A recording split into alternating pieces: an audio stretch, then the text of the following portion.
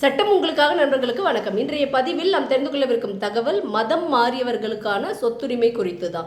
இந்து வாரிசுரிமை சட்டம் 1956 பிரிவு 26 இதை பற்றி விரிவாக சொல்லியிருக்காங்க. டெக்னிக்கலாக இருக்கக்கூடிய இந்த விஷயத்தை தெரிஞ்சுக்கிறதுக்கு முன்னாடி ப்ராக்டிக்கலான விஷயத்துக்கு வருவோம்.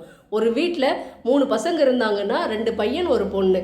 அந்த பொண்ணு அவங்க இந்து மதத்தை விட்டு வேறு ஒரு மதத்தை சார்ந்த ஒருவரோடு திருமணம் செய்து கொண்டால் அந்த பெண்ணுக்கு அவங்களுடைய அப்பா சம்பாதித்து வைத்த சொத்தோ அல்லது அவங்களுடைய தாத்தாவின் சொத்திலோ பங்கு கிடைக்குமா அப்படின்ற ஒரு கேள்வி வரும் பொழுது என்ன பதிலாக இருக்கும் அப்படிங்கிறத தான் அந்த சட்டப்பிரிவு தெரிவிக்கிறது.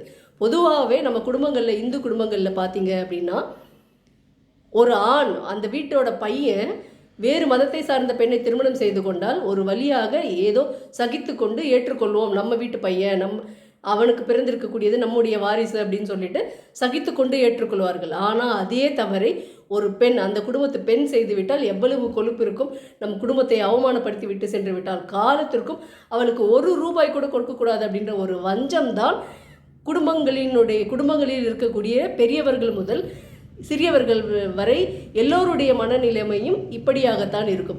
இது தொடர்பாக நீதிமன்றத்திலும் நிறைய வழக்குகள் பதிவாக இருக்கிறது. பால்சந்த் ஜெய்ராம் தாஸ் அப்படின்ற ஒரு வழக்கு மும்பை உயர்நீதிமன்றத்தில் பதிவாகி அதற்கு ஒரு தீர்வும், சாதகமான ஒரு தீர்வும் கிடைத்திருக்கிறது. அந்த வழக்கு 2018 நடந்ததா அப்படிங்கிறது குறிப்பிடத்தக்கது. சரி, இப்பொழுது முக்கியமான விஷயத்துக்கு வருவோம். மதம் மாறியவர்களுக்கு சொத்துரிமை இருக்கா அப்படின்ற ஒரு கேள்வி எல்லோருக்குமே இருக்கிறது. எப்படி அப்படின்னு பார்த்தீங்கன்னா, ஒரு குடும்பத்தில் இருக்காரு, அவர் அந்த குடும்பத்தில் பிறந்த பையன்தான், இன்னொரு இந்துவாக பிறந்த பையன்தான். அந்த இந்துவாக பிறந்திருக்கக்கூடிய இந்து முறைப்படி வளர்ந்து வாழ்ந்து அதன் பிறகு மதம் மாறி வேறு பெண்ணை திருமணம் செய்து கொண்டு சென்று விட்டார்.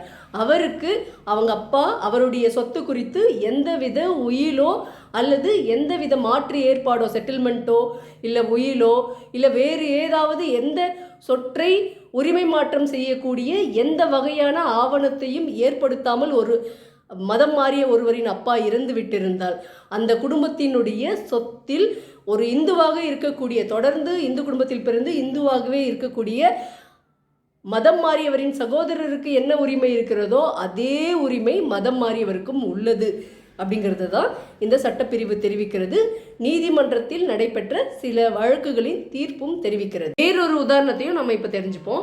இந்து குடும்பத்தில் பிறந்த ஒருவர் மதம் மாறி விடுகிறார். மதம் மாறிய பிறகு அவர் சில காலங்களுக்கு பிறகு மரணம் அடைந்து விட்டால் அவருக்கு பிறந்திருக்கக்கூடிய வாரிசுகள் தாத்தாவின் சொத்தில் உரிமை கோர முடியுமா அப்படிங்கிற ஒரு கேள்வி எழும் பொழுது இதற்கு பதில் என்னவா இருக்கு அப்படின்னு நீங்கள் பார்த்தீங்கன்னா, இந்து குடும்பத்தில் பிறந்த ஒருவர் மதம் மாறினாலும் அவர்களுடைய அப்பா எந்த விதமான உயிலோ அல்லது வேறு எந்த விதமான செட்டில்மெண்ட்டோ ஏற்பாடு செய்யாமல் விட்டு சென்ற சொத்துக்கு அவர் மதம் மாறி இருந்தாலும் உரிமை கோர முடியும். ஆனால் அவருடைய பிள்ளைகள் உரிமை கோர முடியாது. அதாவது என் தாத்தா சொத்து, என் அப்பாவின் பங்கு, என் அப்பா உயிரோடு இல்லை, என் அப்பாவின் பங்கு எங்களுக்கும் சேரும் என்று மதம் மாறியவரின் பிள்ளைகள் தாத்தாவின் சொத்தில் உரிமை கோர முடியாது அப்படிங்கிறதையும் இந்த சட்டம் தெளிவுபடுத்துகிறது.